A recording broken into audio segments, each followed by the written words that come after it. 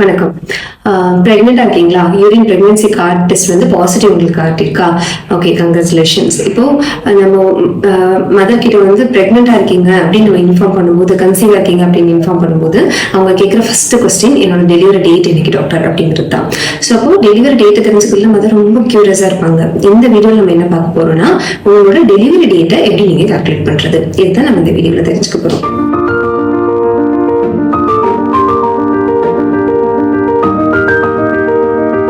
வணக்கம், நான் doctor தமிழ்தண்டல் Aravind, gynaecologist, மகளிர் மற்றும் மகப்பேறு சிறப்பு மருத்துவர். ஸோ இப்போ உங்களோட டெலிவரி டேட்டை கால்குலேட் பண்ணணும்னா முதல்ல அதுக்கு என்ன விஷயம் ஒரு பேசிக் அப்படின்னா, ரெகுலர், இப்போ நான் சொல்ற மெத்தட்ல கால்குலேட் பண்றதுக்கு உங்களோட சைக்கிள்ஸ் வந்து ரெகுலர் மென்ஸ்ட்ரல் பீரியடா இருக்கணும். அதாவது மாசம் உங்களுக்கு கரெக்டா தேதிக்கு பீரியட்ஸ் வரணும். 28 இருந்து ஒரு 30 டேஸ்க்குள்ள பீரியட்ஸ் வர ரெகுலர் பீரியட்ஸ் வர மாதிரி ஃபர்ஸ்ட் என்ன தெரியணும்னா லாஸ்ட் மென்ஸ்ட்ரல் பீரியட் தெரியணும். லாஸ்ட் மென்ஸ்ட்ரல் பீரியட்னா கடைசி எப்போ உங்களுக்கு கன்சீவ் ஆகிறதுக்கு முன்னாடி கடைசி எப்போ உங்களுக்கு பீரியட்ஸ் டேட்ஸ் வந்துச்சு அப்படின்னு டாக்டர் கேட்பாங்க. அப்போ கடைசி எப்போ பீரியட்ஸ் டேட் வந்துச்சுன்னா, ஃபார் எக்ஸாம்பிள் ஒரு செப்டம்பர் 14th இருந்து 19th வரைக்கும் உங்களுக்கு ப்ளீடிங் ஆச்சு அப்படின்னா, இதுல இந்த 4, 14, 15, 16, 17, 18 எந்த டேட் எடுத்துக்கிறது? Last first day of last menstrual period. அதாவது இப்போ செப்டம்பர் 14ல இருந்து ஃப்ளோ ஆரம்பிச்சதுன்னா அந்த 14 டேட்டை எடுத்துக்கணும். இப்போ இந்த டேட்ல இருந்து total number of pregnancy duration நம்ம கால்குலேட் பண்ணணும். அப்போ மொத்த கர்ப்ப காலங்கிறது என்ன அப்படின்னா, அது வந்து 280 டேஸ், அதாவது 9 months plus 1 week. 280 டேஸ்னு சொல்லலாம், 9 months plus 1 weekனு சொல்லலாம், இல்ல 40 weeksனு சொல்லலாம். இந்த first day of last menstrual பீரியட்ல இருந்து இந்த 280 டேஸ் என்னைக்கு முடியுதோ அன்னைக்கு தான் நம்ம வந்து டெலிவரி டேட்னு கொடுக்கறது வழக்கம்.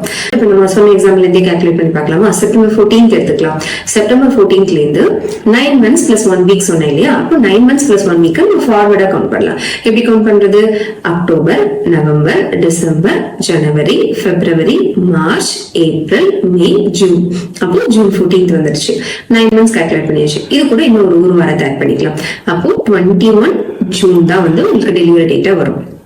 செப்டம்பர் 14 வந்து உங்களுக்கு first day of last menstrual பீரியட்னா, இது வந்து 9 months ஃபார்வர்டா கவுண்ட் பண்ணி கண்டுபிடிக்கலாம், 3 months பேக்வர்டா கவுண்ட் பண்ணி கண்டுபிடிக்கலாம். இதே எக்ஸாம்பிள்ல செப்டம்பர் சொன்னேன் இல்லையா, 3 months பேக்வர்ட் கவுண்ட் பண்ணிக்கலாம்.